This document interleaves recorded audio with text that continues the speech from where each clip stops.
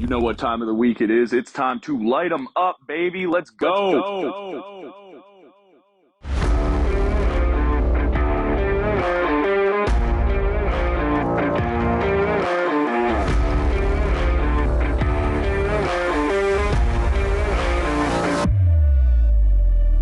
You are tuned in to the Light 'em Up podcast, home of the hottest sports debate show on the internet. Each week, we feature 3D debates on the past, present, and future of sports. And if you don't come correct, you will get lit up. Thanks for listening. Now let's get into the action.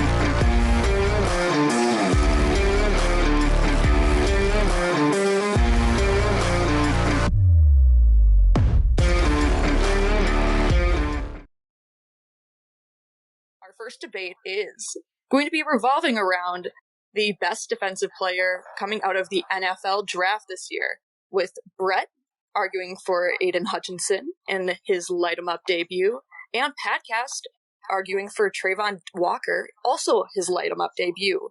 Brett, you do get to pick whether or not you would like to defer, because your username comes first in the alphabet. What would you like to go with? I'd like to defer. Defer? Awesome. All right, Patcast, whenever you are ready, you can start, and I will start the timer. Brett, if you could mute, that'd be fantastic. Got it. All right, guys. So, going into this draft, one of the things that we were very well aware of was a lot of the holes and flaws that Jacksonville had. A lot of pressure on Urban Meyer, and especially on rookie quarterback Trevor Lawrence going into his first-year season. And they decided to address the defense for their team in their first-round pick. Now, a lot of people thought they were going to pick Hutchinson. They did not. They picked Trevon Walker, defensive end out of Georgia. Now, I think he's going to be the best defensive player because I'm looking a lot at what this guy brings to the table. He's got a 40-yard dash of 4.51 speed. Vertically, he's at 35.5. Watched some of his tape, and I personally thought this guy is going to be kind of electric on the field. He's going to be a lot of adversity to what exactly Jacksonville is looking for. And Jacksonville is one of those teams that's looking for a new identity, not just defensively, but also offensively. This is a team that's competing up against quarterbacks like Matt Ryan, competing up against Malik Willis, Ryan Tannehill. I think bringing a guy like Trevon Walker into this defense is really going to boost up their confidence as a football team. Now, is he going to be the single best defensive player going into this draft? That's sort of the idea here, and I think that they had a lot of confidence that he was going to be that guy, which is why they picked him first overall. I yield my time. Perfect. That was right at the 30-second mark. All right. Great job. Great use of time. Brett, whenever you're ready, I will start the timer. All right. In my opinion, Aidan Hutchinson is the best defensive rookie in this draft, better than Trevon Walker. And this is a hard argument for me, being the PSU fan in the building. But Hutch had a career-high 3 sacks against Penn State this season. And multiply 3 by 2, that equals 6. That is how many sacks Trevon Walker had in the whole season. Now, Hutchinson has won a ton of awards in his collegiate career. We'll list a few here. Ted Hendricks Award, Lombardi Award, Lot Impact Trophy, Big Ten Defensive Player of the Year. He was 1 out of 10 unanimous All-Americans in 2021. First team Big Ten, third team Big Ten in 2019. And most importantly of all, second in typical QB award. He beat out C.J. Stroud and Kenny Pickett. Lost to Bryce Young, but still second in the Heisman voting. You can't look at that and say there's a better defensive player out there. Trevon Walker couldn't even fit in as a defensive tackle with Georgia because of his teammates who make him better, such as Jordan Davis, Quay Walker, Devontae Wyatt, Lewis Kine, Nakobe Dean, Channing Tindall. Georgia has a stacked defense. Michigan relied more on Aidan Hutchinson to boost their defense. And one more thing, Hutchinson got more sacks this season than Trevon did in his entire collegiate career. I'm done. All right. Nice. Also 30 seconds to spare, so this is where I get to say my favorite line. Gentlemen, light 'em up. All right, so I just want to throw out these numbers. You gave 35.5 vertical to Trevon. Hutchinson's was actually 36 at the combine, too. So he's got him there by about a half an inch. Okay. And then I got some other numbers here for you, too. 3-cone drill. Trevon Walker, 6.89. Aidan Hutchinson, 6.73. 20-yard shuttle. Trevon Walker, 4.32. Aidan Hutchinson, 4.15. All I hear is about how Trevon can have, he's just mobile out there. for how big he is. What is he, 6'5", like 270? I hear about how he can move around out there, but like it seems like Hutch had a better combine, like the lower times and stuff. Yeah, I just look at Trevon Walker as a player, and I think it's what Jacksonville needed. I think they knew Hutchinson was based on what you're saying, Brad. You make a great argument, but for what Jacksonville needed for a defensive player, they clearly thought, based off of what Walker produced right off into college, that he was the better prospect over Hutchinson, or they would have probably picked Hutchinson as the first overall pick. So, as a defensive end, I think he's going to fit in perfectly with not just that system, but overall in that conference, competing up against some pretty stellar offenses that just boosted themselves up in this draft. I did read a couple articles that thought that Hutchinson was a better man to offset Josh Allen on that front four with his great power moves. And really, honestly, the only con I could find for Aidan Hutchinson is the fact that he has small arms. He got a lot of comparisons to the Bosa brothers. Mm-hmm. Well, you got to take those comparisons with sort of a grain of salt. You know what I mean? We've heard a lot of times where people will compare athletes to pro athletes today and maybe from the past. But honestly, these guys aren't looking to make themselves comparable to guys then. They're looking to make themselves who they are now. So as much as you may want to compare them to the Bosa guys, Hutchinson isn't going in with that mindset. He's looking to go in as his version of Hutchinson that other people are going to try to set their own standards for. Just because Walker was the number one pick doesn't mean he's going to be the best player in the draft. I'll take a look at Jadeveon Clowney here for an example. He was picked number one. After his rookie contract, he didn't really do much of anything. In fact, he missed like 18 games during his 5 years as a Texan on that rookie contract. But then you fast forward a couple of picks, pick 5, Khalil Mack gets picked. He goes on to win Defensive Player of the Year, multiple-time All-Pro. So, I don't know, there might be a curse on these first overall picks here. Well, I don't think superstition really matters in these types of things. I don't disagree with what you're saying when it comes to where you get the when you get drafted type of thing, 1 versus 2. I kind of agree with that. That makes a lot of sense. But I think, again, I just look at what this guy can do for that defense, because Jacksonville was one of the worst defenses last year. Not the worst. I didn't say one of the worst defenses last year, especially where they finished off. I mean, these are the types of players they need in order to progress. And I keep bringing up their own, conference. These are the types of teams that are going to be playing more often than any other team in the NFL. At least, obviously, twice. Can't do math off the top of my head because we're in the middle of a let them up. But you know what I mean. So, I think that's what their mindset was. Listen, we're going up against these teams. We know who they are. We know who their quarterbacks are. And we think that this guy's going to be the best option for our squad.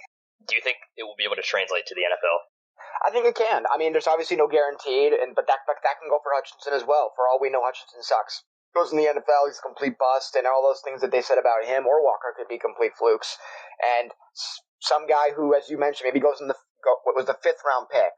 Someone who went into maybe didn't even in the 1st round, but being even better than any guy in the 1st round.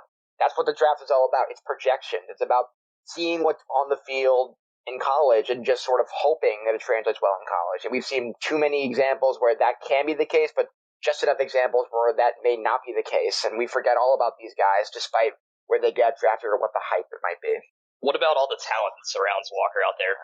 5 of his teammates got picked in the 1st round. He's going to go to Jacksonville, which you keep calling one of the worst defenses in the league. How's that going to mix? Well, for starters, I think they have a new culture under their new head coach, and I have to believe that he's working with the GM and all those new coaches in order to re-identify that system. We all knew once Urban Meyer was 5 minutes across for our left. Oh, thanks, Lily. We all knew that going across the board after Urban Meyer was out that there was going to be a total train wreck for Trevor Lawrence, and his development as a player also matters. We have to think about that team offensively and defensively for success. So they knew going into the season, look, if we're going to not just protect our own quarterback, but we're going to be able to make sure our quarterback can get on the field by putting a defense that's going to allow him to thrive in this new system under a new head coach who, as a Pats fan, I don't want to say this, is a Super Bowl champion. How about this? So, Trevon Walker, I hear a lot about how he can drop back in coverage and everything. Only had 2 pass deflections in this past season. Hutchinson, who people say is a liability in coverage, had 3. And if you fast forward, or if you rewind, back to 2019, Hutchinson had 6 pass deflections. Mm-hmm. more tackles for loss. Well, it's like, but again, but I think it can go back to your argument, Brett, of what you were just saying. Is that going to translate equally toward the NFL? And we don't know that. I think the biggest crutch on any player getting drafted is that they could be the greatest players in college and be the worst players going into the NFL. So we have to take all that with a grain of salt when we're thinking about the best player out of these two guys. And the system does matter. Hutchinson's going to, I believe it was the Detroit Lions, who have a second-year head coach in a even worse team than the Jacksonville Jaguars. With I believe they still have Jared Goff as a quarterback, who is continuing to struggle in that offense. So Trevor Lawrence has a much higher ceiling, and I think that team has a much higher ceiling when they're getting players like Walker and others who that can just make their team overall better. I'm not saying they're going to be the best team in that division by no stretch, even with Walker. But I'm also making an argument that just because they have Hutchinson, that doesn't make the Lions any more a better team than their guys in the division like the Packers or the Bears or the Vikings. Well, if you look at, I know what you're saying about how my argument about the translating and everything, but Hutchinson definitely has the better college resume. I mean, he had basically sure. You can have a great college resume. I mean, look at what happened with Trevor Lawrence. Yeah. Look at Trevor Lawrence. He had a great college resume, and he got picked first overall. And he had a terrible rookie season, but that doesn't mean we're all going to be sleeping on him going into his second season. Oh, no, Joe Burrow had a great rookie season that was cut short. You know what I mean? Like, sure, but that also goes to player development. So we think about that for any player, and we say maybe they're not going to be the greatest their first year. We've seen players who have a down year after their second year, and then have a better year than their first year. So maybe Hutchinson has a really great year his first year, but then going into the second year he has a complete fallout, and then you're sort of struggling to pick up the pieces of what was happening between college that first year and the second year in the NFL. Hutchinson was like the projected number 1 overall pick for like all these months leading up to the mock draft, and then Walker kind of just came out of nowhere. And I don't understand it. He couldn't even play defensive tackle on this Georgia team because of his teammates like Jordan Davis. Jordan Davis got votes for the Heisman Trophy, and no one's arguing for him here today. That's true. But just because you win a Heisman doesn't mean you're the best player in the NFL. Means you were a great player in college. And we're not talking about college, we're talking about the NFL. We all know that there is a Mac Jones was a better quarterback.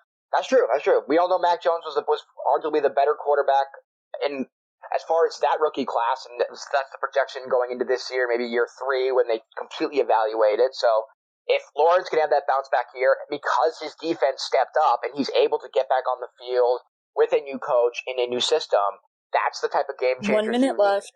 All right. So, Brett, what do you think? I don't know. I'm still sold on Hutchinson. 14 sacks last year. Career-high 3 sacks against Penn State. Walker only had 6 sacks the whole last season. Only 7.5 tackles for loss. Hutchinson had 16.5. Well, I'll also say this. Walker was on that championship team. You got to give him that. Let me just 1 minute to list all Lombardi awards, a lot of impact trophy, Big Ten Defensive Player of the Year, unanimous All-American, first team Big Ten, third team Big Ten in 2019, and second in Heisman voting. Aidan Hutchinson. All good stuff, but like I said, none of that has to do with the NFL. You're not wrong, and all those are facts, but they have nothing to do with the NFL. We'll see how it translates. That's right. All right. I'm going to have to stop you guys there. So now moving into our closing arguments. Brett, since you deferred, you'll be going first, and Pat, you'll be going afterwards. I'll mute myself. Go ahead. All right. Basically everything I said before. All of the awards. He has the best college resume. Is it going to translate to the NFL? We don't know, but hopefully it does. He's playing for his hometown team. That gives him a vote of confidence. He had a higher vertical jump than Walker, a lower 3-cone drill time, and a lower 20-yard shuttle time. Trevon Walker came out of nowhere. I don't even know what the Jaguars were doing selecting him first overall. It just shows how bad their franchise is. And Aidan Hutchinson would have been a better complement to Josh Allen on that Jaguars defense. But instead he goes to his hometown team, the Detroit Lions. He's already familiar with the area. He's going to be a beast in the NFL. I don't even know how much time I have here, but we'll just list off a couple other things. 62 tackles, 14 sacks, 16.5 tackles for loss, 1 fumble recovery, 3 pass deflections. And even in 2019, he had another amazing year. Walker only had 1 good year as a college athlete. Hutchinson had 2. In 2019, Hutchinson had 69 tackles, 3.5 sacks, 10 tackles for loss, 3 forced fumbles, and 6 pass deflections. everyone talks about how Walker drops back into coverage, but Hutchinson had more pass deflections than him by a mile and more sacks. I'm done there. I'll call it. All right. Thank you, Brett. Patcast, whenever you're ready. All right. So Brett made a lot of great points, and I think there's a lot of merit to all those awards and all those things that Hutchinson accomplished. And I think at the end of the day, despite Walker's own flaws or whatever flaws are for Hutchinson, I think there's room to improve for both of these guys. Being a rookie in the NFL means growth, it means maturity, and it means being able to play at the highest level after college going into the NFL. So for Walker's sake, I know he's going into a really bad franchise that historically hasn't been the best. Jacksonville Jaguars considered kind of the laughingstock of the NFL behind other teams like the Detroit Lions. But I think overall, because of their new culture with their head coach, their young rising quarterback, I think that defense is going to be pretty stalwart. I don't think it's going to be, like a top 5 defense, but I think Walker, like Hutchinson, has room to improve and the ability to grow in this system. I know there's a lot that he did in college, and I know there's a lot that Hutchinson in college, but I think at the end of the day, those things are going to be kind of mute compared to what both of them can do in the NFL. Either one of them are probably going to have solid NFL careers, regardless of where they're picked in the draft. That's not ultimately going to sort of define which one of them ends up being the best, because as we all know, you have to look at it as a sample size of a couple of years. Maybe in 3 years or 4 years down the line, we'll be able to definitively say which one of these guys could be the best. Maybe one of them gets traded, for all we know. We don't know. And hopefully neither one of them get injured so we can see them both perform at either one of their levels. But I just think Walker, if they wanted to pick Hutchinson, they would have, but they decided based off of all those things, despite all those awards that Brett kind of mentioned, that they felt like for their system, for their defense, for their culture, that Walker was the better fit than Aidan Hutchinson. I yield my time. Well, fantastic debuts each, gentlemen. Thank you so much for coming on, and you guys can feel free to our lovely audience. David dropped the voting link in the chat, so you can go ahead and go vote now. Thank you, Lily. Great job, Brett. Voted up. GG, Fatcast. Thank you, Lily. Of course, right now this is going back and forth. We have 5 votes in. Brett is leading 60% to, with 7 votes in. Brett is leaving 71.4% to Patcast 25. Wow. Yeah, these votes are pouring in. Come on, guys. And I will say, Hey, right now, very close, 11 in, and I believe we do have 11 listeners, so, we are at 12 votes in, and it is 50-50. Okay. That was really good, man. More time within our voting, Steven. so. Even Steven. Even Steven. I'll take it. First time around, I'll take it. I'll take a tie. Additional vote just is like the in Steelers for against the Brett. Come on, guys. I believe, should we call it a tie, Brett? I don't know. no, right now Brett is up, and I believe with, I can't do this. I believe that's going to probably be a majority for Brett, so I'm going to call it there. Both of you, congrats on your Light 'em Up debut, GG, but Brett, congrats on your victory. Light 'em up. Next, we have one of our semifinals for our movie debate, the greatest sports movie tournament, and it will be Blake arguing The Sandlot versus ZachCantrell arguing Caddyshack. So I'll be inviting both of you guys on. Hello, how's it going? Blake, what's going on, man? I'm doing good. How are y'all doing? Oh, can't complain, man. It's going to be a hell of a debate coming up, I think. Yes, sir. I'm excited. I believe it will be indeed. So, Blake, since you are part of the Light 'em Up crew, you get to choose whether or not you'd like to defer or start the debate. I think I'm going to kick us off. I'll start us off. All right, so just a reminder, for these debates, you get a minute for your opening statement. So whenever you're ready, you can start. All right. I'll just get right into it. So I spent my afternoon today watching Caddyshack for the first time in my life on HBO Max. And I got to say, it was entertaining, I guess. It made me chuckle once or twice, but here's the thing. Overall, it wasn't a good movie. It lacked a protagonist and a coherent plot. I thought the movie was going to be about, what's his name, Danny Noonan getting his scholarship, but he won the tournament like 40 minutes in, and the second half of the movie was just about a bunch of old guys beefing about money and golf. I think as far as the sport aspect of this movie goes, that Caddyshack really portrayed golf in a negative light and showed more of the elitist aspects, more of the exclusive aspects of the game of golf. While Sandlot is more of a movie that showcased the better parts of the game of baseball. I watched through the movie again, and I just always find something new to enjoy when watching The Sandlot, like the scene 10 where Babe Ruth. seconds? 10 seconds? All right, well, I think I aired my grievances about Caddyshack. We can get more about Sandlot later, and that's my time. Thank you, Blake. Zach, whenever you're ready. All right. A lot of sports movies can rely on cliches, the underdog winning, a team or a guy who has no business winning, or doesn't want to win at the beginning, battling the odds, overcoming obstacles, and getting the championship for the girl or whatever. The reality is, the happy ending in these films, quite frankly, they don't happen in sports very often. Well, Caddyshack doesn't fall into any of these cliches, and for that reason, it stands out. It's a sports movie that's a more realistic version of what sports and playing with your buddies actually represents. The ball busting, not taken super serious, and the fact that the movie portrays golf accurately, from the mannerisms, the obnoxiousness, and capturing the struggle golf truly is for regular people. Caddyshack has maybe the best cast ever for a sports movie. I mean, it doesn't get any better than Bill Murray, Chevy Chase, Rodney Dangerfield, and the criminally underrated Ted Knight. It can be old school SNL, when it was actually funny. Many make the mistake of just simply referring to it as a comedy. Caddyshack doesn't get enough credit for diving into the structure of people on the wrong side of the track and people who have money. I think the whole plot about Noonan trying to get a scholarship to go to college is a big plot of this story. Caddyshack is hilarious, thought-provoking, and eminently quotable without relying on the typical cliches that come with sports All movies. right, I'm going to have to stop you there. So, gents, you will have an 8-minute crossfire section. So, I'll let you guys, dish it out. But without further ado, light them up. Let's do it. There wasn't a resolution to the plot.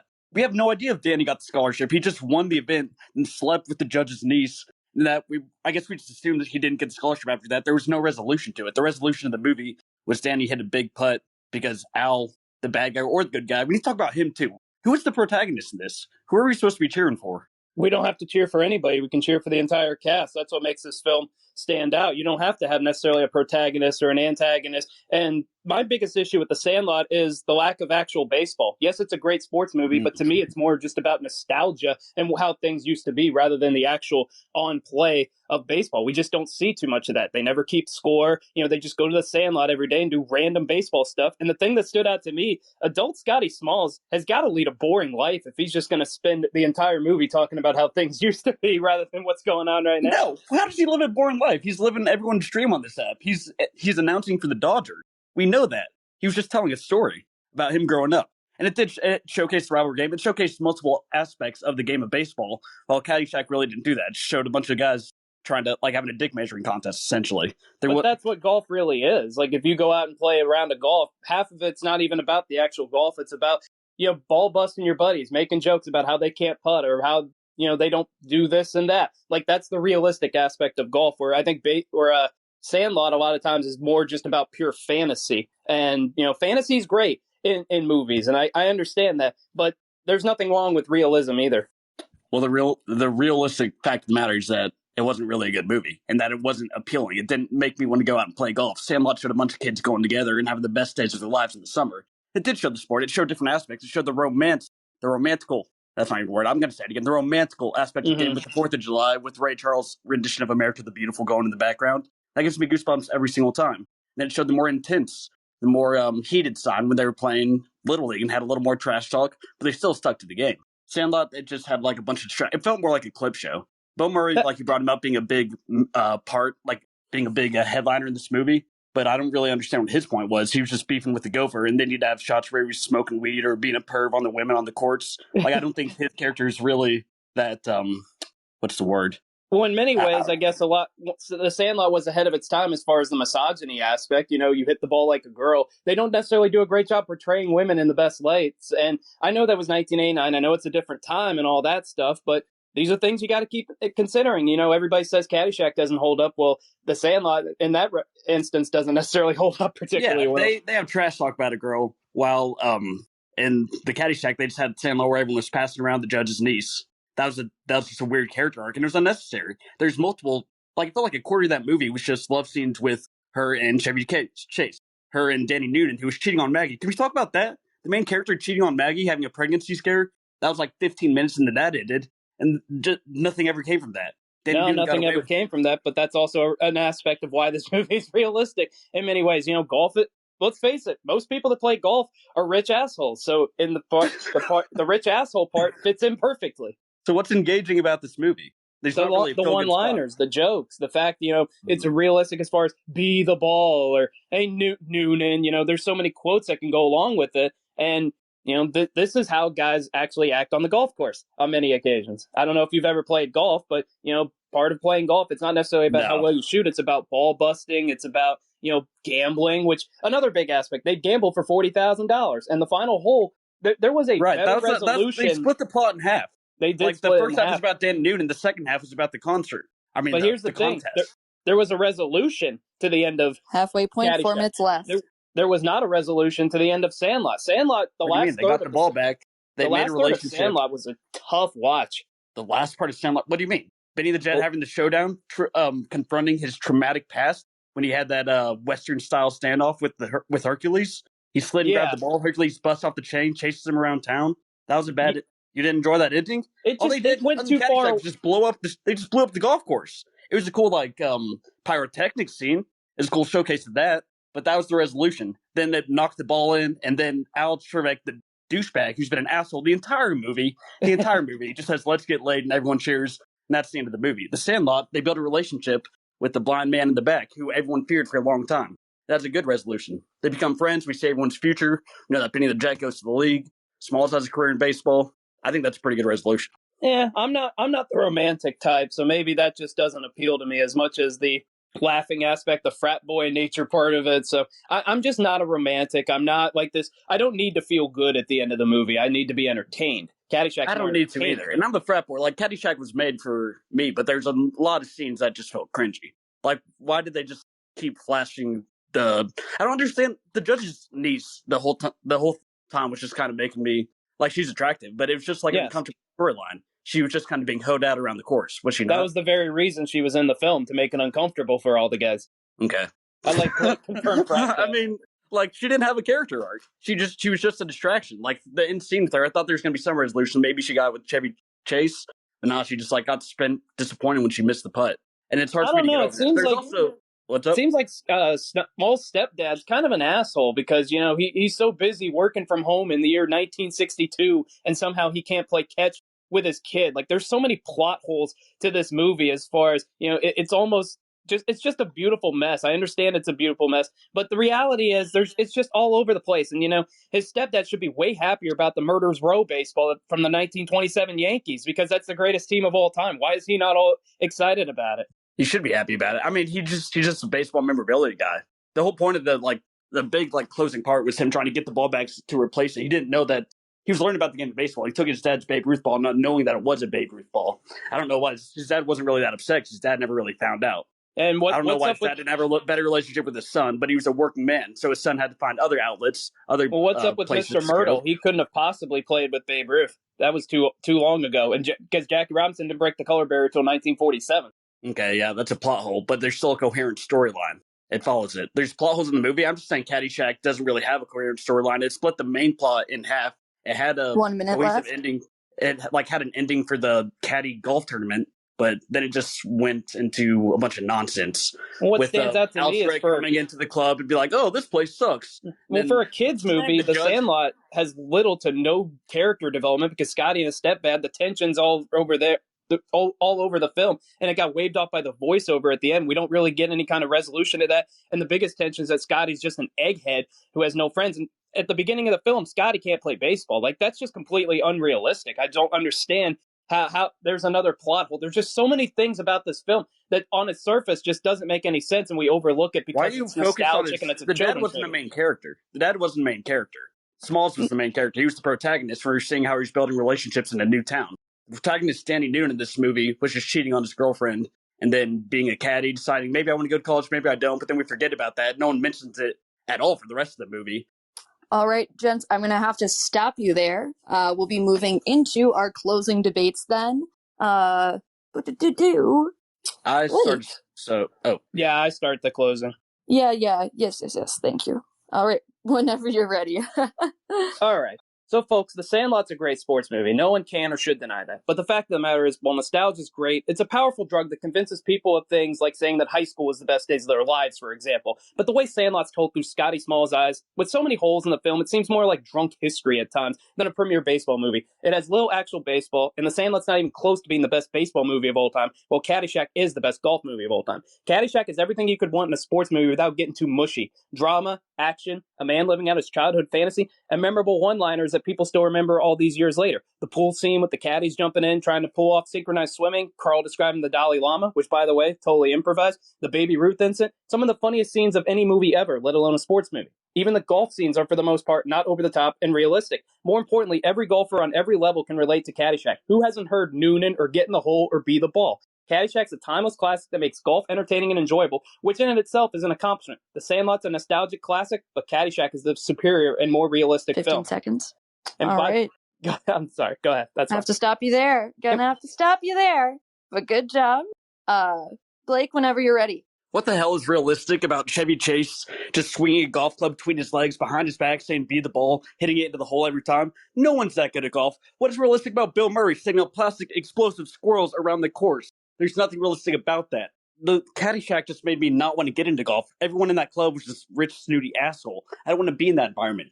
I want to go play baseball with my friends. Yes, it's nostalgic because it's feel good. Baseball makes you feel good. This movie just showcased the worst aspects of the game of golf, and a lot of it was just kind of nudity, sex scenes that were unnecessary, and Bill Murray smoking pot, messing around, taking shots at a gopher that he could never hit. I mean, I do want to feel good about a movie. We differ on that, Zach. So I'm going to watch The Sandlot 10 times out of 10 over picking the Caddyshack. Nostalgia is a good feeling. I want to remember what it was like to be happy when I was a kid. Shit. All right, concede. 15 seconds. That was a good debate, Zach. That was fun. It was. Solid. Spirited debate there. Gotta be one of the most tough ones to not have any comments on, but we got the voting That'd link be killing you. in the chat. And I'm going to start that now, but great debate, gentlemen. Yes, sir. I feel winded. I feel really emptied after that.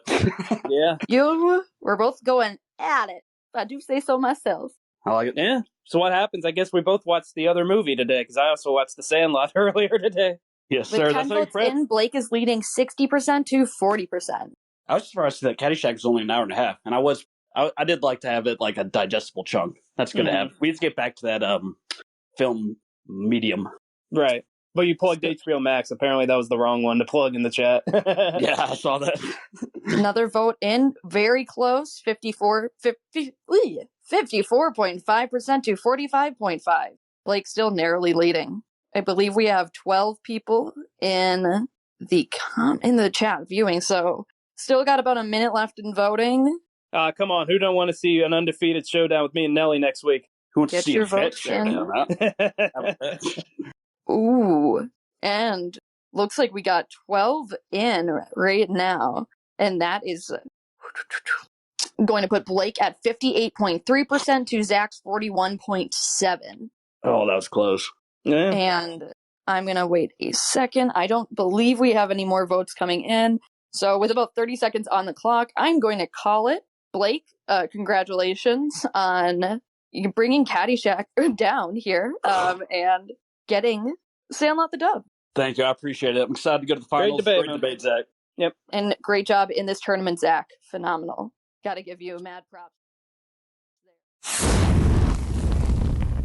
Hey guys, it's LilySchu. When I'm not debating, you can find me hosting Pitches Be Crazy every Thursday night at 8:15 p.m. Eastern Time, and co-hosting Bat Flips and Chill with John Ball every Tuesday at 9 p.m. Eastern, live on Colorcast.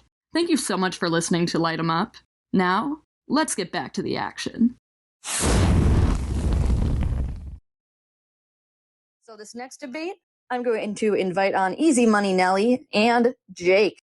And I already see we got some people in here excited for this debate. This is very exciting.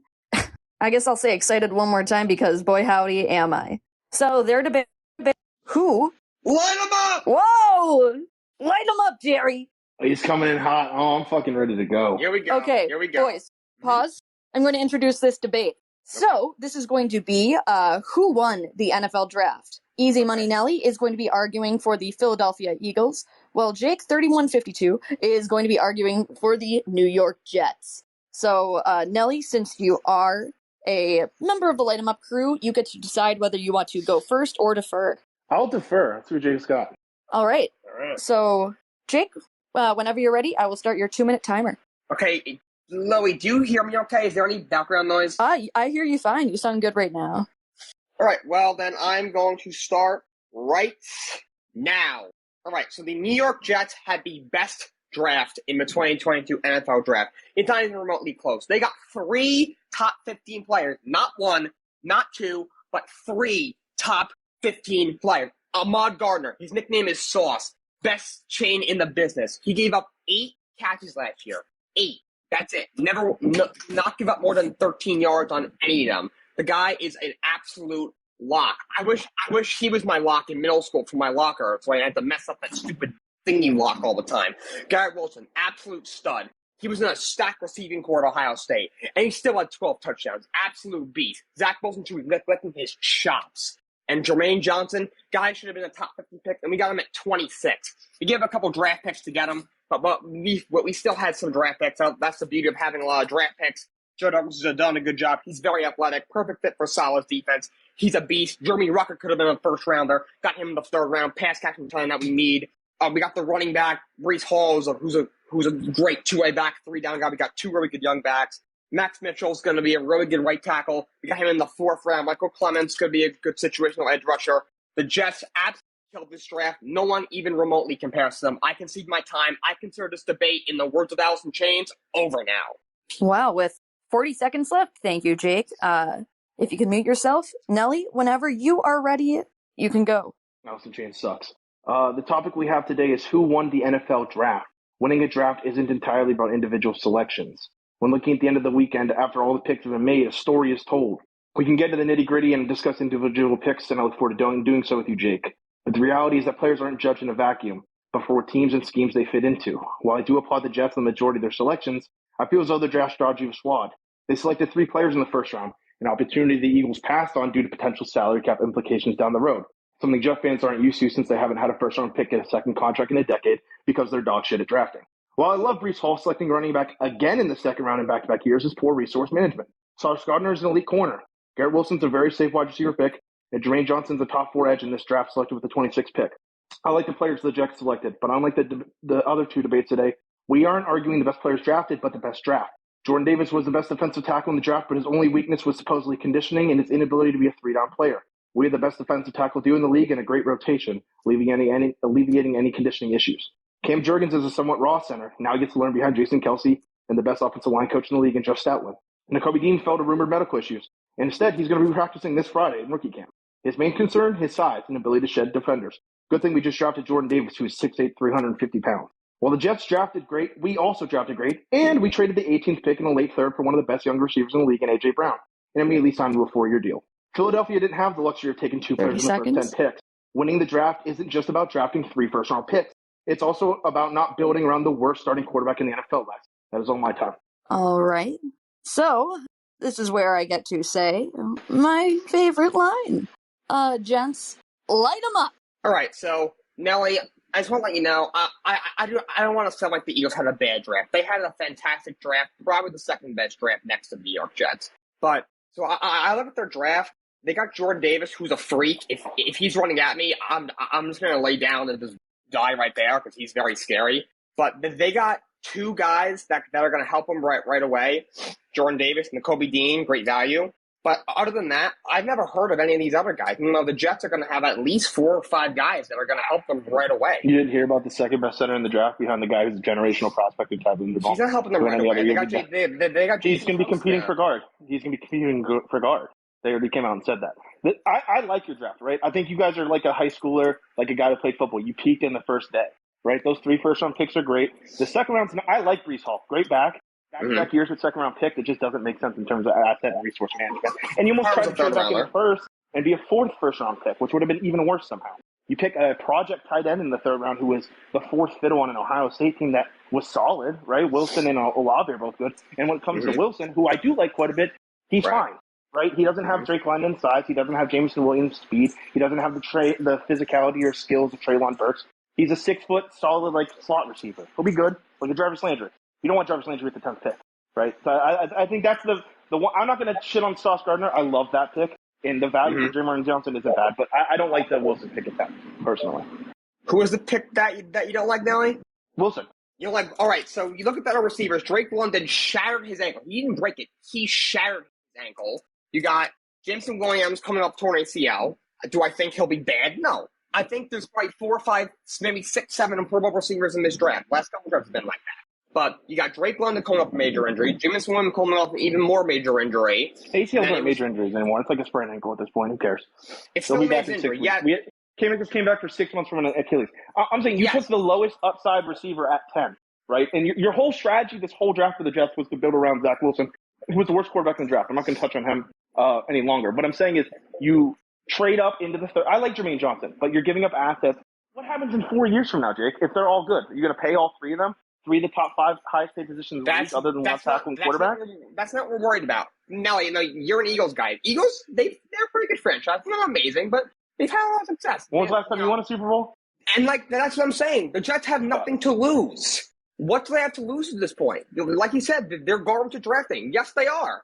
That's why I'm so over the moon happy and maybe even overreacting, because I mean, I'm 20 years old. In my 20-year life, I've never seen the Jets draft well. I've never seen them draft well. A second contract first round pick in a decade. Yeah, exactly. So they found that's why I'm so happy. Going back to the receiver, London's coming off an injury, Williams coming off an injury. Yes, you're right. With today's technology, it's not as bad. It's easier to come off torn ACL, but it's not a complete guarantee the guy's going to be by training camp fine. Wilson's the second receiver off the board. What's his ceiling? He's never a top 5 guy in the league at any point. No shot. He's 6 foot, decent speed, solid hand. He's a solid player.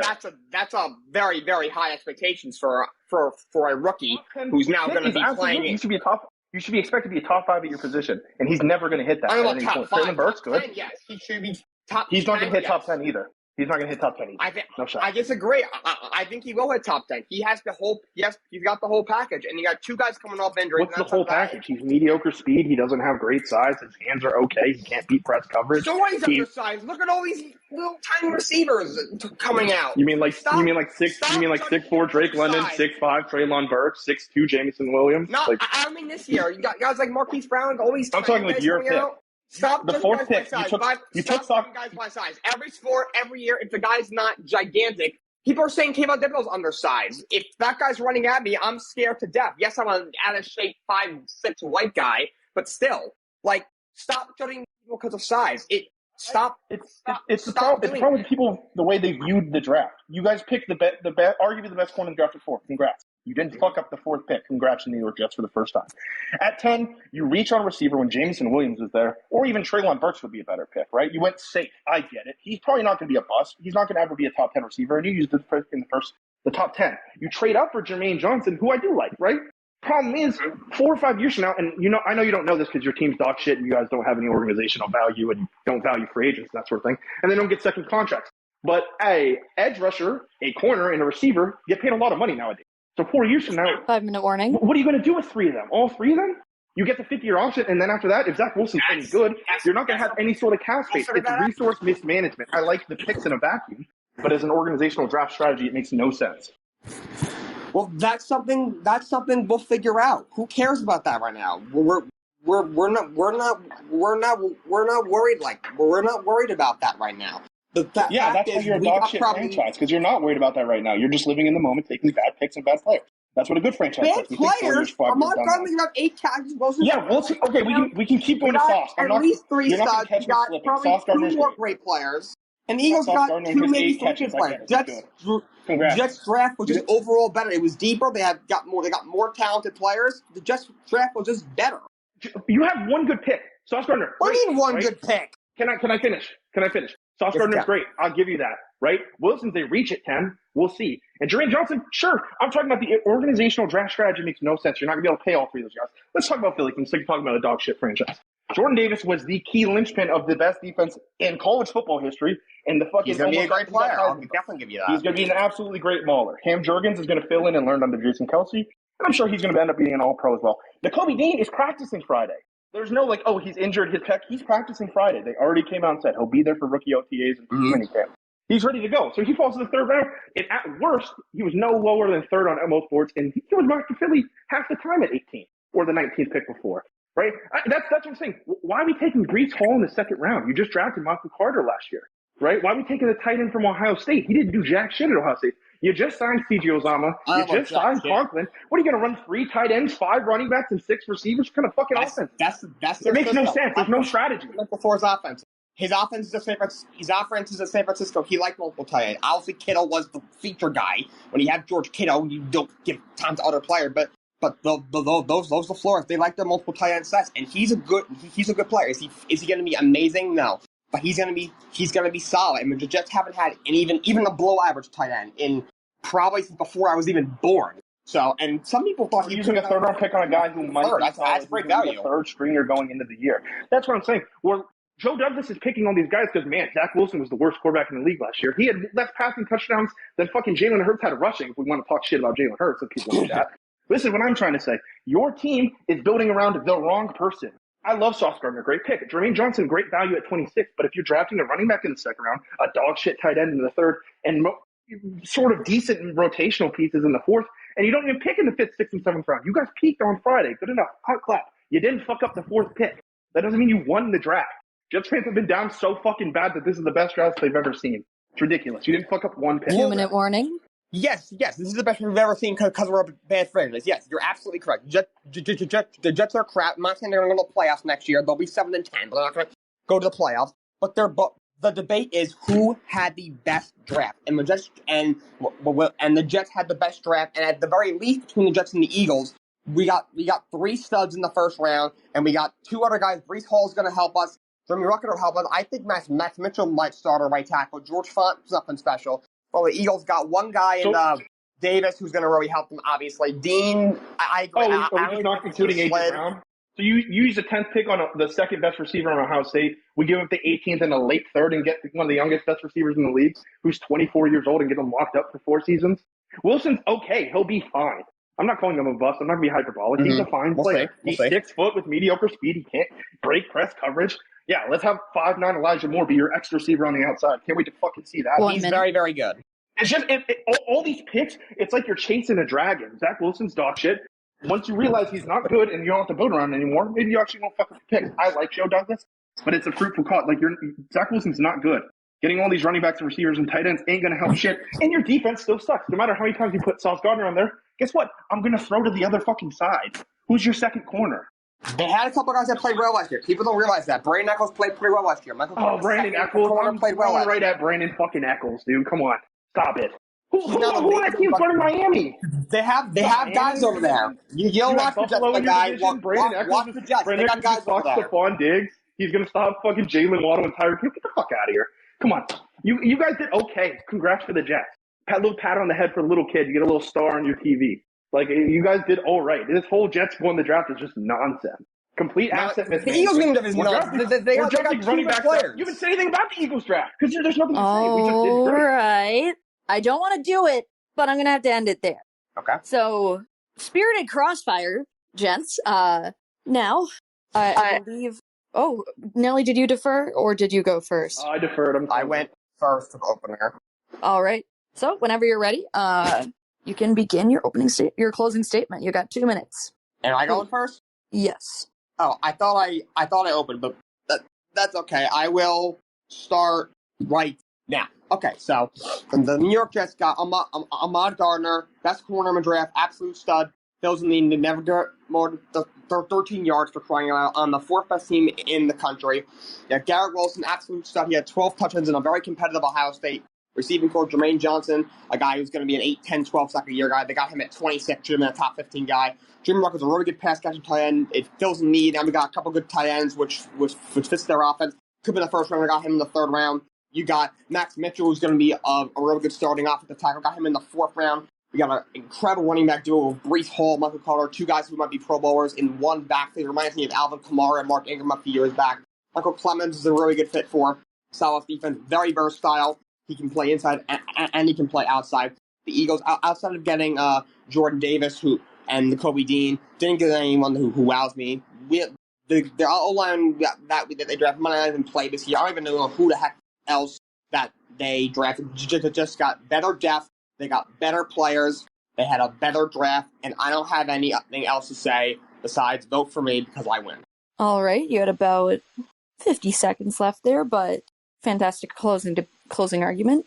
Nelly, whenever you're ready. Thank you.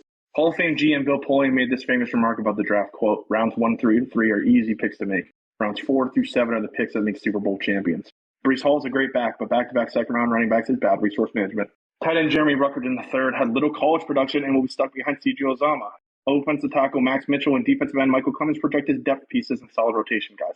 This draft class is flashy and heavy at the top, but GMs make their money in the back half of the draft, and that's where the Jets fall short. They didn't draft a single player in rounds 5 through 7. It's easy to go grocery shopping when your fridge is empty. The Eagles, despite the poor playoff showing, were a playoff team. We added a 24-year-old Pro Bowl receiver for the 18th pick and a late third and secured him for 4 years, only making $25 million a year. The neighborhood A.J. Brown is in for highest paid receivers in that neighborhood, DJ Moore, Keenan Allen, Mike Williams, Mari Cooper. You do your own thoughts there. We drafted the best defensive tackle in the draft and the driving force of the national championship, Georgia defense. Go Dogs. We drafted the most athletic center in the draft, and he gets to learn from the best O-line coach in history. Kobe Dean is the quarterback of that Georgia defense. Love to see him there, too. Linebacker Kyron Johnson is an elite special teamer and good depth piece. Tight end Grant Calcaterra retired for football, but was a second-round project before he ended up retiring and coming back. Philly also signed 3 highly coveted undrafted free agent corners in Mario Goodrich, Josh Joby, and Josh Blackwell due to their ability to play and make the team because our corners aren't good. The topic at hand is who won the NFL draft. The Jets' first-round picks are flashy, but their draft lacks any sort of depth and substance. The philosophy for Joe Douglas to build around Zach Wilson is flawed because he's bad at football. 30 Meanwhile, seconds. a playoff team got much better and acquired more firsts for the next draft. We're patting the Jets on the head. Good job, participation trophy award. Now let's let the adults talk and the teams who actually win Super Bowls in the past 50 years. My time is done. Wow. Well, if that wasn't a hell of a debate, well, to our lovely audience, the voting link is in the chat. Feel free to go and vote there. And so far, with 3 votes in, 100% of the votes are 5. Whoa! Oh, votes are pouring in. Jake, I really wanted Great Jermaine debate. Johnson too, by the way. Great debate. But I think the Wilson pick dog shit, personally. We'll see. But he'll be fine. I think that's a reach at 10. But we'll see. I thought it was fun. Then they need a receiver. They can't get any worse. By the way, no, that was a lot of fun. That was a lot of fun, man. I loved it. I'll fucking love to do a rematch another time. Yeah, definitely. We have 14 people in the audience, and right now 12 votes are in. This is gonna break some. We might break records. Chloe, do you know what the record is for likes on this show? For likes, I do not know. Right now with 13 in, EasyMoneyNelly with 69.2%, nice, to Jake's 30.8%. Usually people are just like furiously typing in the chat. They don't usually hit the like button because everyone's yelling at me. That's just how it goes. Yes. I'll give it a... Let's line them up for you. 30 more seconds. Right now, again, we still, I believe, have an opportunity for at least one more vote. I don't know if that number will be shifting. I also can't do math, so I don't know what a majority is here. I took my math further already. I'm done with math. All right. We are going to call it there. Easy Money Nelly and the Eagles win. You have defeated Jake in this debate. Fantastic on both sides. Y'all both slaughtered. So, great job. Hi, I'm Patrick Rush, host of Patrick's Happy Hour, weekdays from 5 p.m. to 6 p.m. Eastern Standard Time, where we talk about everything. Keep on tuning in to light 'em up.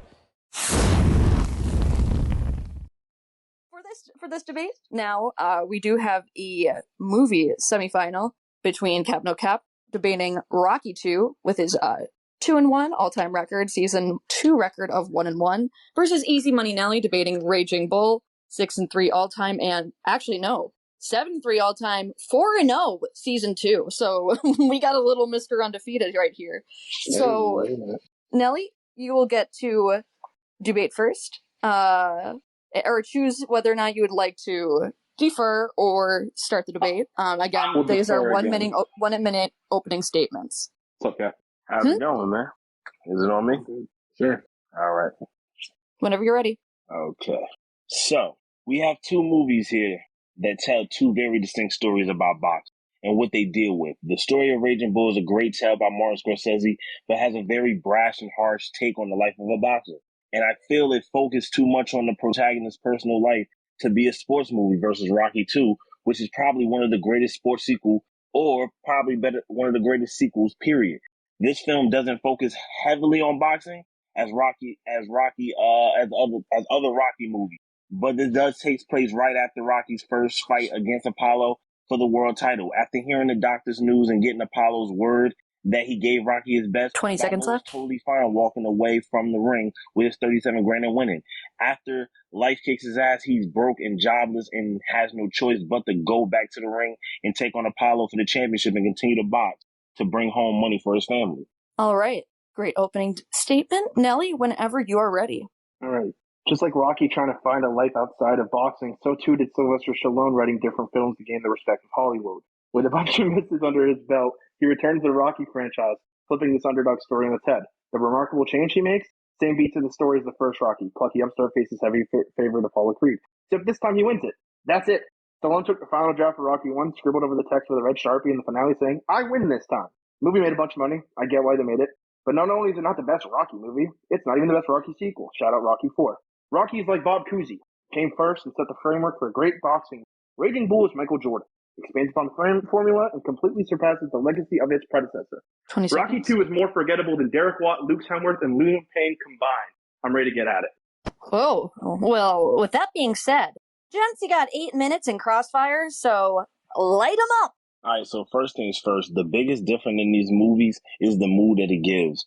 When you think Rocky 2, you think lighthearted. That's the first thing that comes to mind. And when it comes to this movie, it also explains how money management is very important.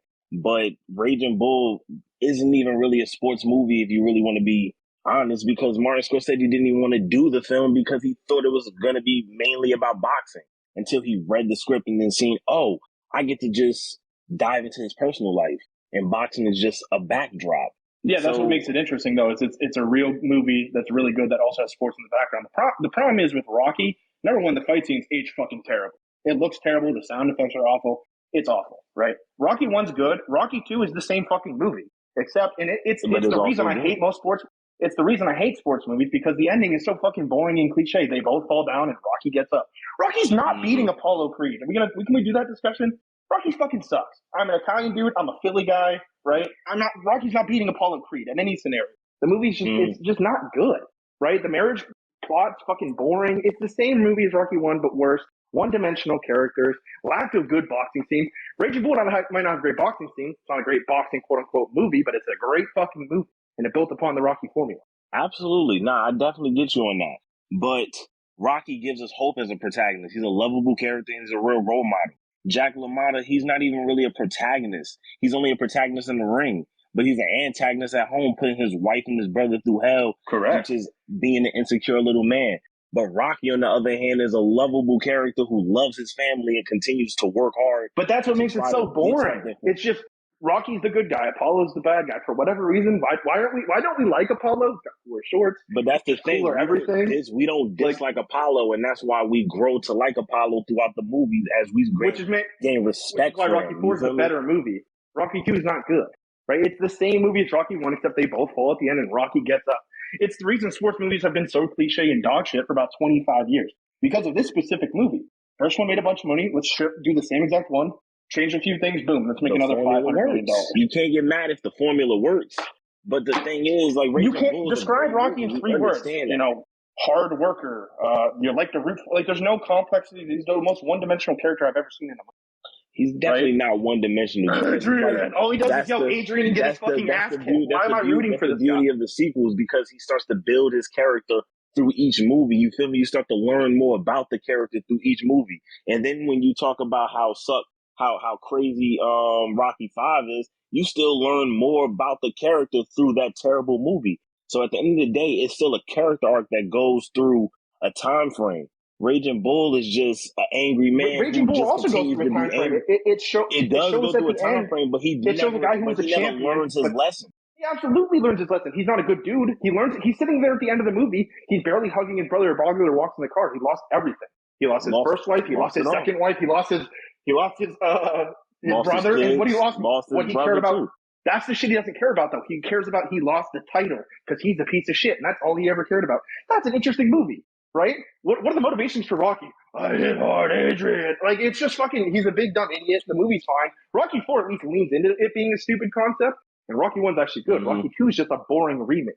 I don't think so. I think Rocky is a really dope remake because all of the things that we think about Rocky is in Rocky 2. All of the great scenes when he runs up the steps, when he screams out Adrian's name after he wins the world title, all of that lives in your mind. Nothing in Raging Bull really lives in your mind unless you actually watch the film and you deep dive into it. 4 minutes left. But at the end of the day, to some people, it may be just a boring film in black and white because it doesn't have anything. It doesn't have anything really gravitating you to the screen. Well, that's if you want to talk in terms of like the merit of film, right? Rocky 1's the way better argument. If you want to talk about more fun, it's Rocky 4, him training against Ivan Drago, lifting weights in the fucking Siberian winter. Right? Rocky 2 is not a very good movie, and it's not fun. It falls on both ends of the board. It's still a very good movie, and it is kind of fun. What differentiates 2 from 1? Why would we pick 2 over 1? What you mean? Why? Because what's the difference? Because 2 he actually wins. That's why. Because he actually wins. It's the same fucking movie.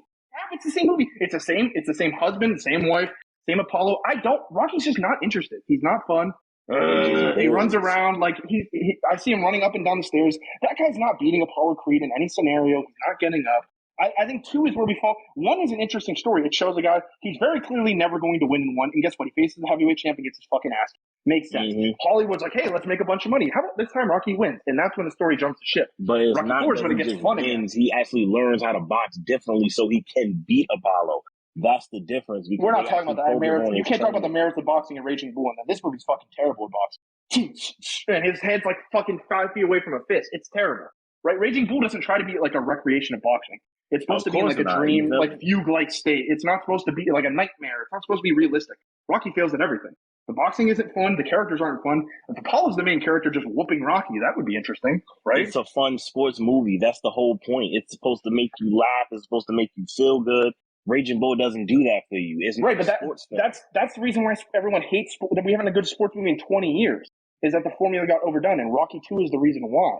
Right? The guy who has the underdog shouldn't win most of the time, as they do in real sport.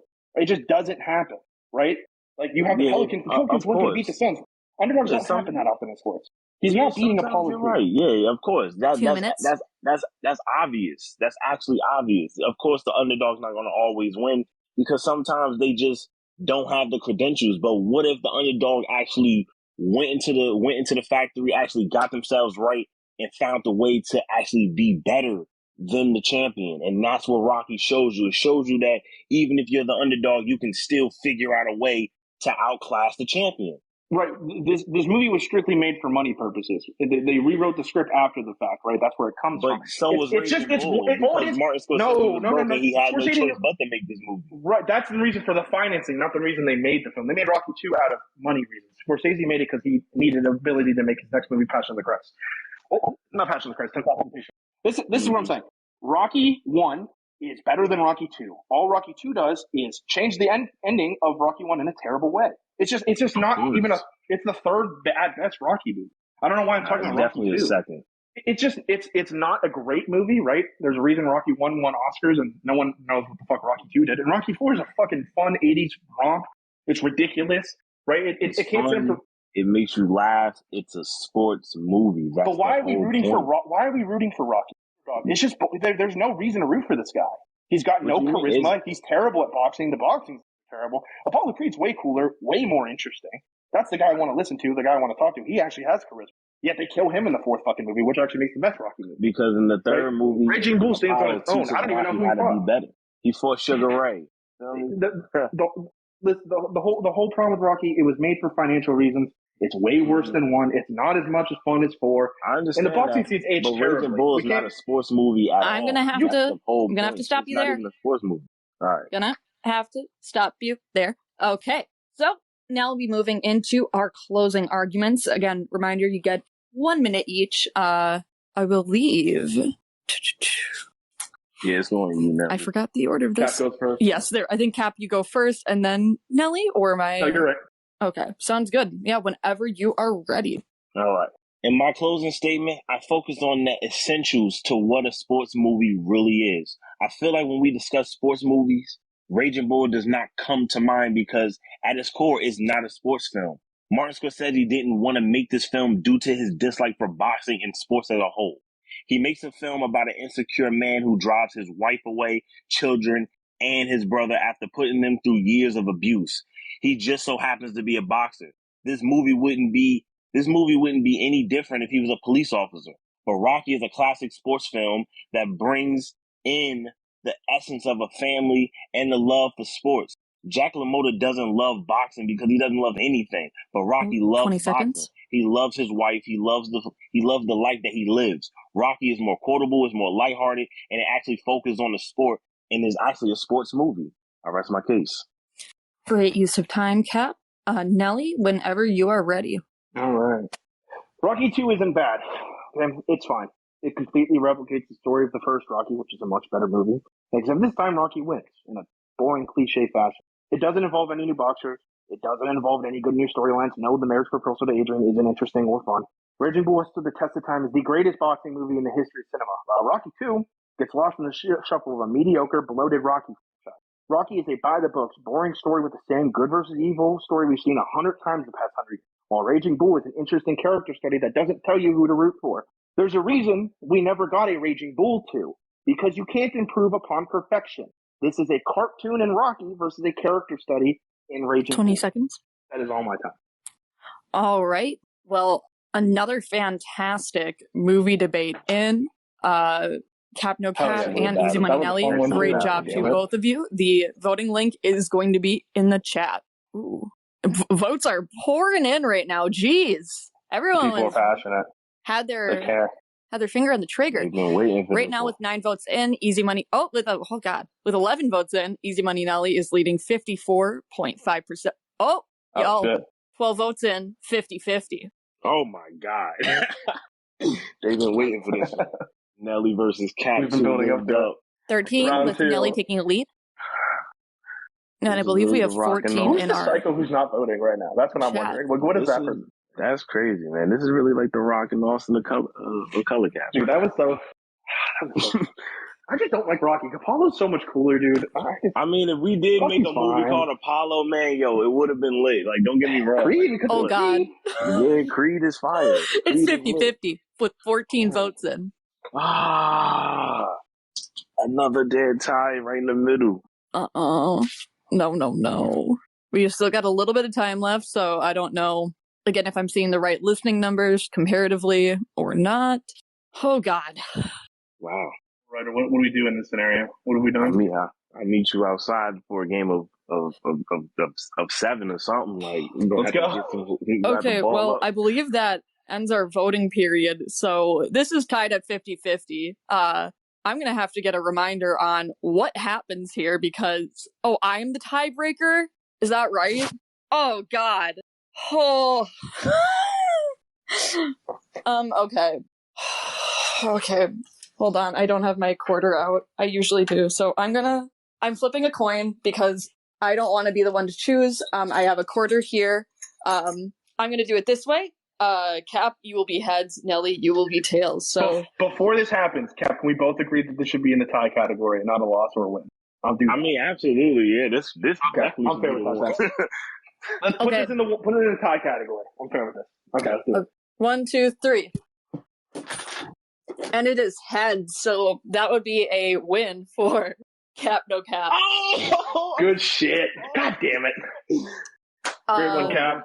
What a debate. Oh, wow. Great job to both of you. What a great debate. Classic. Through the opportunity of flipping a coin, Cap, you handed Nelly his first loss of the season. Great debate from both of you. I'm gassed. Need to go relax. Got the Mickey Mouse ring. Great job, Cap. Hey guys, James Fleming here, host of the Pig Pen Thursdays at 9 Eastern Time, where we talk mostly lists. We compare a lot of top 10s.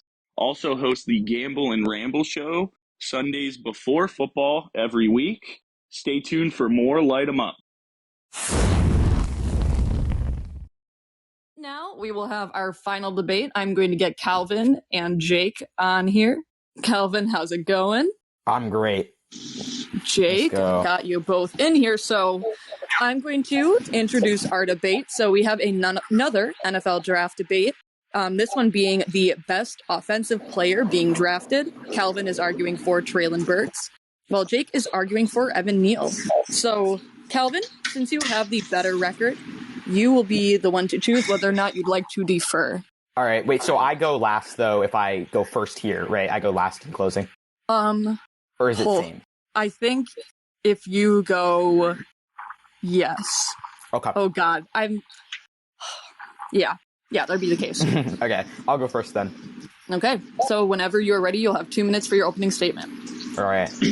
The draft's best offensive player is clearly Treylon Burks. Burks is a massive athletic receiver. He's dominant at the catch point, and he's strong and fast after the catch. And he was selected at number 18 overall by the Titans after they traded away A.J. Brown. Tennessee shipped off Brown to Philly, picked up a first and third round pick, and promptly used the first to draft Brown's successor. Fortunately for them, the 6'2", 225-pound Burks plays eerily similarly to Brown, with the same big play ability and physical strength to be an alpha for Tennessee. You saw it on the broadcast for ESPN. Slants, crossers, deep balls, you name it, Burks will take it to the house. And he will prove critical to Tennessee's offense as the Titans possess little talent at wide receiver behind the rookie from Arkansas. We just witnessed an offseason where we saw guys like Devontae Adams, Tyreek Hill, Stephon Diggs, the aforementioned Brown, and even players such as Christian Kirk and Mike Williams secure huge contracts at receiver. Tyreek Hill's mega deal represents the biggest contract for any non-quarterback in the league, and with 13 wide receivers taken in the first 2 rounds of this year's draft, it's clear that demand for wide receivers is at an all-time high.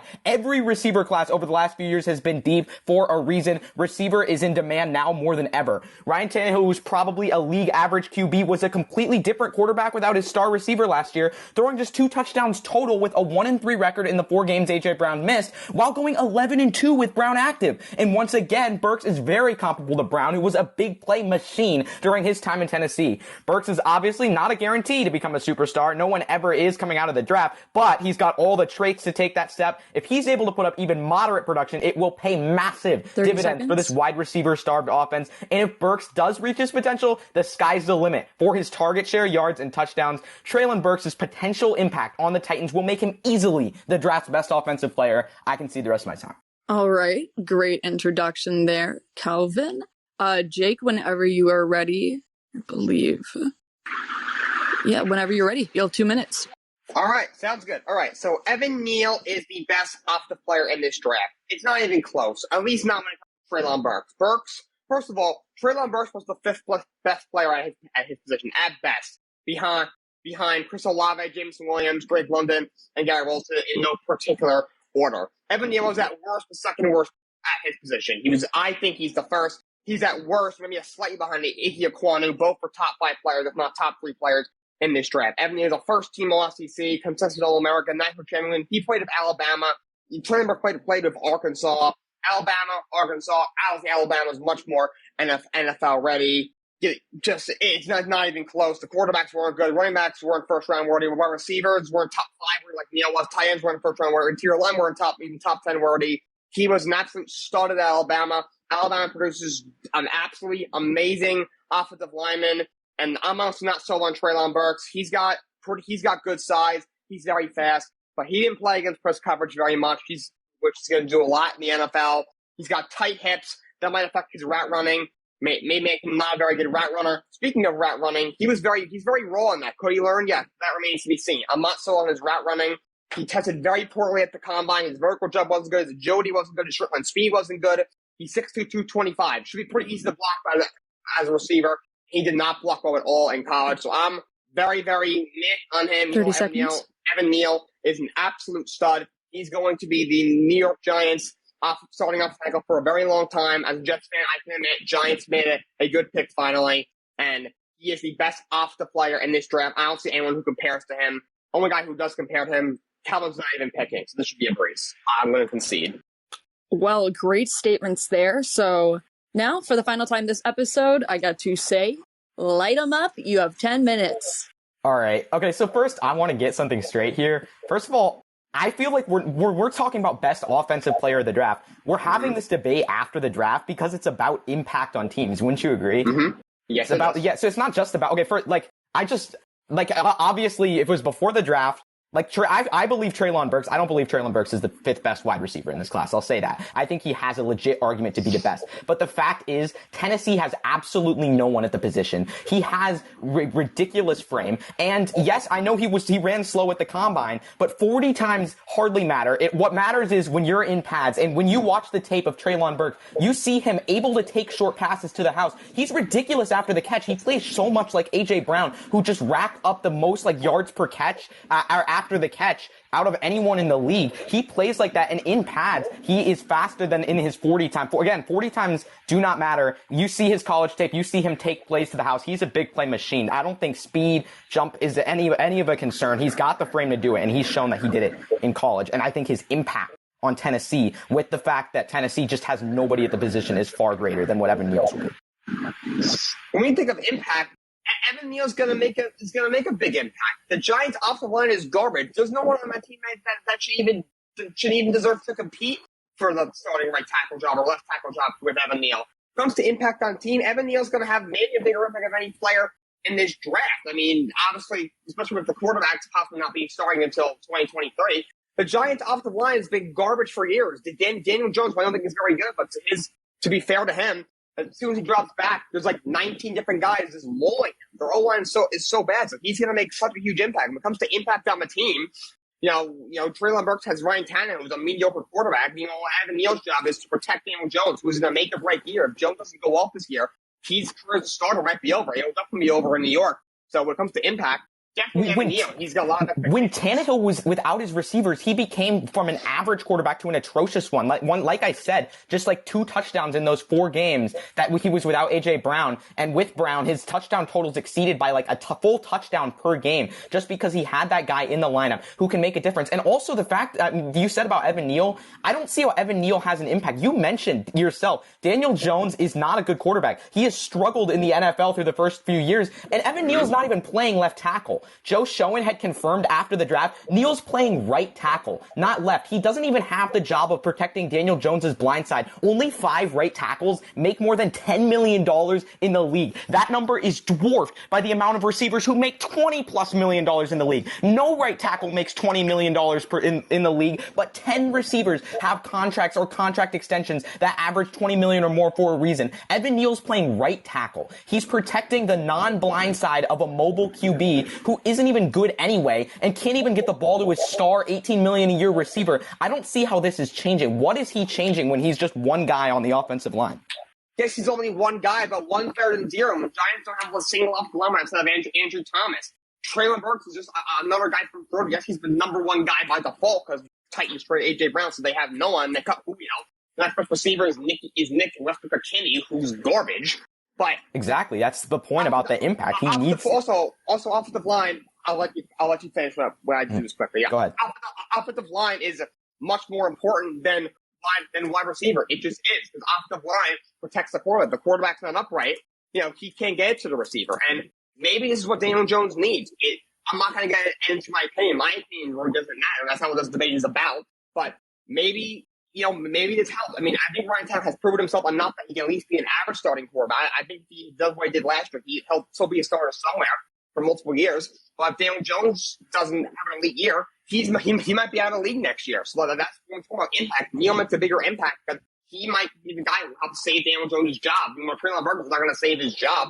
He'll at least get a job somewhere else next year. Treylon Burks would 100% save Ryan Tannehill's job. If they didn't draft Treylon Burks, Ryan Tannehill would be screwed and benched for Malik Willis midway through the season. And you're talking about offensive line as a whole still. That's 5 dudes. Right tackle on an offensive line is not important at all. And the fact that, again, immediately after the draft, I want to reiterate this, Joe Schoen immediately confirmed Neal is playing right tackle. Andrew Thomas is their left tackle. Neal will be on the right side. He's done it before, and that's where they're putting him. But let's take a look at some contracts. Tim Patrick, DJ Chark, Russell Gage, Marquez Valdez-Scantling, Devontae Parker, Nelson Aguilar. They're all kind of bad receivers, let's be honest. They all make more than the 6th highest paid right tackle in the league. Those aren't even good players, and they make more than the 6th highest paid right tackle who didn't even crack $10 million per year. It's not an important position for teams at all. And the fact is, in the player voted NFL Top 100 of 2021, 1 right tackle cracked the list. It's Tristan Wirfs, who's a great player, but 19 wide receivers made the top top 100, voted by the players compared to one right tackle. It's not an important position. Sure, Evan Neal's fantastic. Evan Neal deserved to be drafted ahead of Treylon Burks, but Burks is arguably the best wide receiver in his class. He now is stepping into a dream situation where his target share will skyrocket. We have seen how much Tannehill sucks with no receivers for years and years and years. And when A.J. Brown's out there, he's a completely different player for a reason, because he actually has a dude to throw to. And Daniel Jones is not going to improve drastically just because of his right tackle. He's had weapons. He's had a running back. He just hasn't done it. Evan Neal is not fixing things for him, especially since he's not playing on the left side. Okay, I have a couple of problems with things he said. First of all, right tackle is not important at all. Every position on the offensive line is important, okay? Every single position on the offensive line is important. Offensive line is probably second. It might be the second most important position in football besides, obviously, the quarterback. He's the one making the throws. So right tackle is very important, especially for a team that's got a young quarterback who's going into a make-or-break year. If he's not putting up elite numbers, he's not going to be a starter next year. Definitely not in New York. Probably not anywhere else, just because he hasn't shown it. At least Tannehill has shown over the last at least 1 or 2 years that he can be a starter, somewhere. He'll get a job somewhere. Even if Tennessee says, all right, Malik Willis is our guy, we're going to trade you, kind of like the Jimmy Garoppolo situation. He went out for 27 TDs last year, but we still like a trade because they have Trey Lance. So Evan Neal's going to save his job, and also the right tackle's not important. That's just not a true statement. That's a flat-out lie.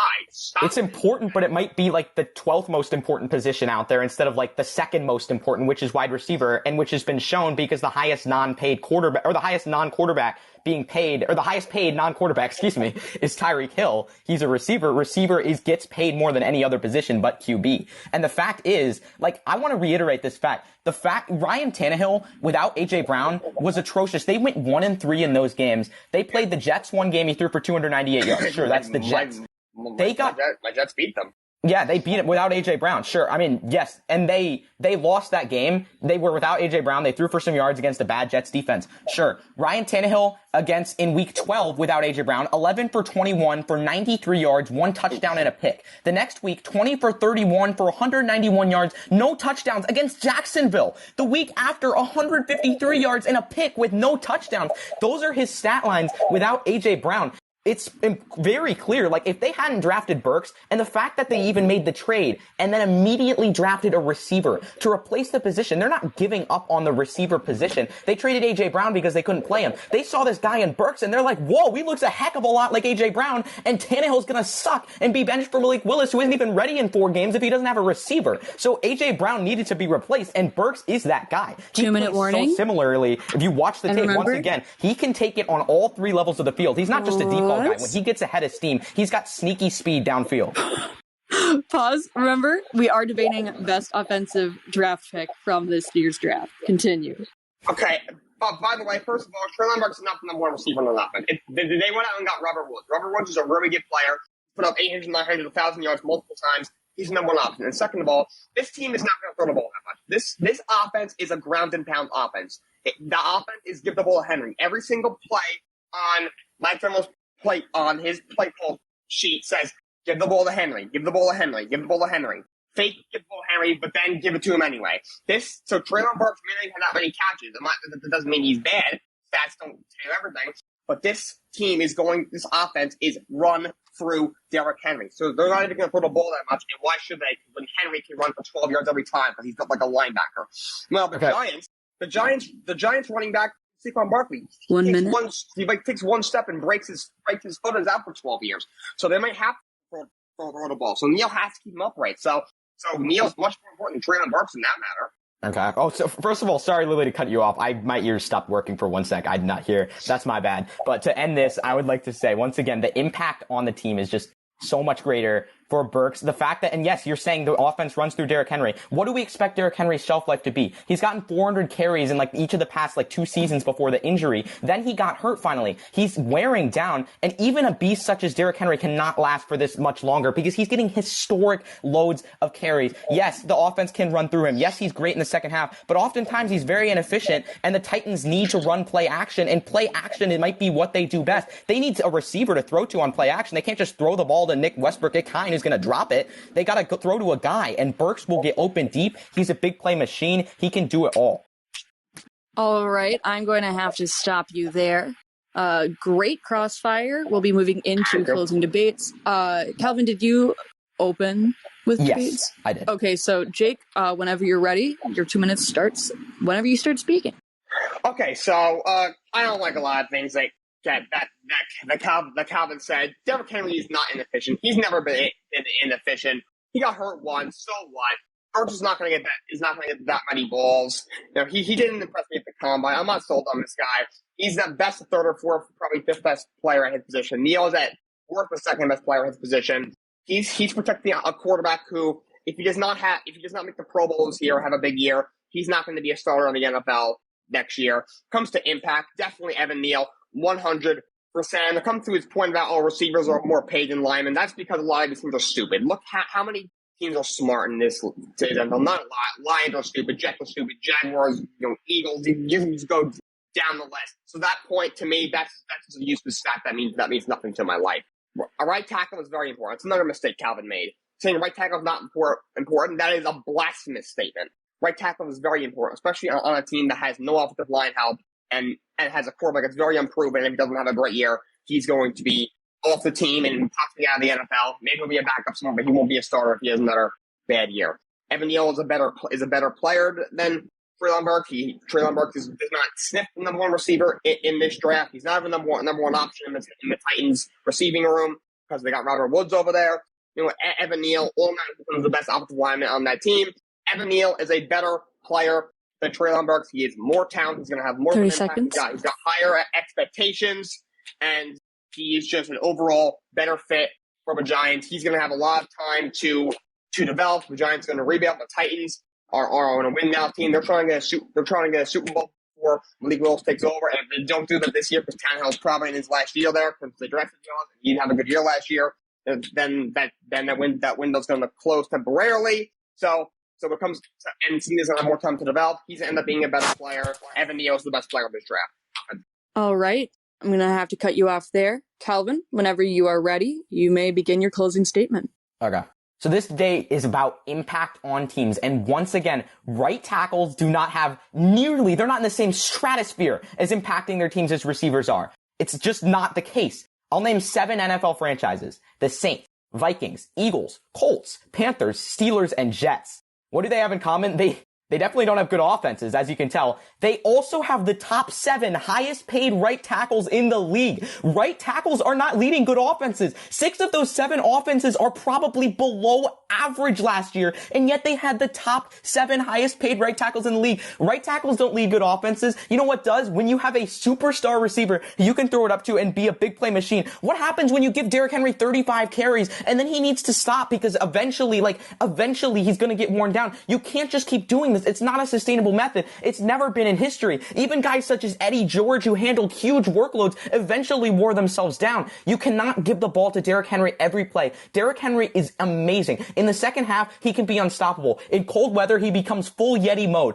but he is not unbeatable. And when you cannot hand him the ball every play, have no wide receivers, and expect to have offense. It's shown when Ryan Tannehill splits. Tannehill was a bad quarterback without A.J. Brown. He's arguably not even a good quarterback because he can only play off of his star receivers for the most part, or Derrick Henry in a play action game. But the fact is, Evan Neal, a right tackle, is not changing Daniel Jones' success here in the NFL. Sure, it's about protection, but it's more about the left side of the line. It's more about all 5 guys. It's more about being able to get the ball to your weapons. Kenny Golladay, who was there. Saquon, who sure was hurt. He was still there. You also had Sterling Shepard. You've got Ingram over the middle. It's gonna be on Jones. Jones to make good decisions, to not throw interceptions, to not fumble the football. It's not gonna be on a right tackle who's protecting his non-blind side, where he's a mobile quarterback who can evade the rush when he sees it from that side. Neal's not lining up against an opposing team's best pass rusher. Their left tackle is. I can see my time.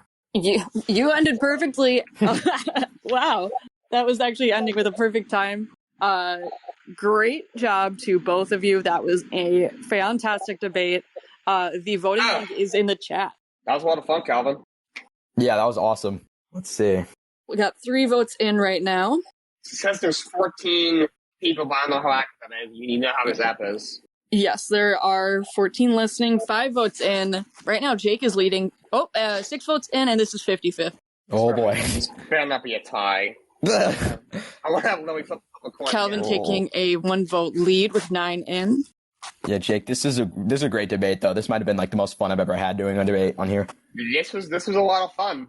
All my debates have been a lot of fun. I did win my first two. I might not win this one, but I just have fun. That's what I come here for. I don't even come here to win. I come here to have fun. 10 in with 60-40. 60% of the votes going to Jake.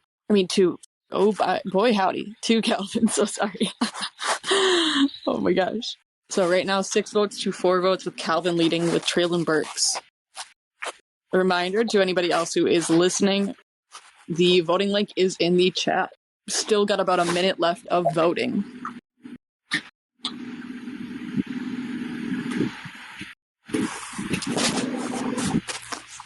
Right there for y'all if you haven't voted yet. It's there. And with 11 votes in, this one's getting tighter, so this is 6 votes to 5, with Calvin still leading. Now since it's 13, so at least it won't be a tie. If that's correct. That's true. Obviously, rather be less people. About 30 seconds left.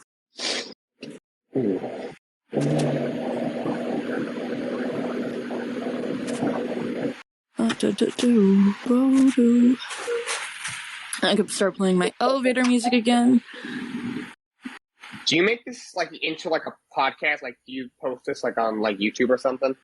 We actually do release it on Apple, Spotify, and all other streaming platforms. So if you do want to listen, you can find it there. And I'm going to call time there. So Calvin, you get another win here. Great job to both of you. Fantastic debate. And again, I'll actually make a little plug here. So if you enjoy participating and listening to Light 'em Up here on the Colorcast app, you can go find us on both Apple, Spotify, and wherever you get your podcasts to listen to previous episodes and all of your favorite debates once again. All right, thank you so much. And again, Lily, sorry to cut you off there before. No apologies. I was fully into it and just not listening at all. You're good. Great job to both of you, and to everybody who was listening tonight. Thank you. Thank you to everybody who was debating. You guys all did a fantastic job. We'll see you next Sunday night for Light 'em Up. So thank you guys all so much, and have a fantastic Sunday evening.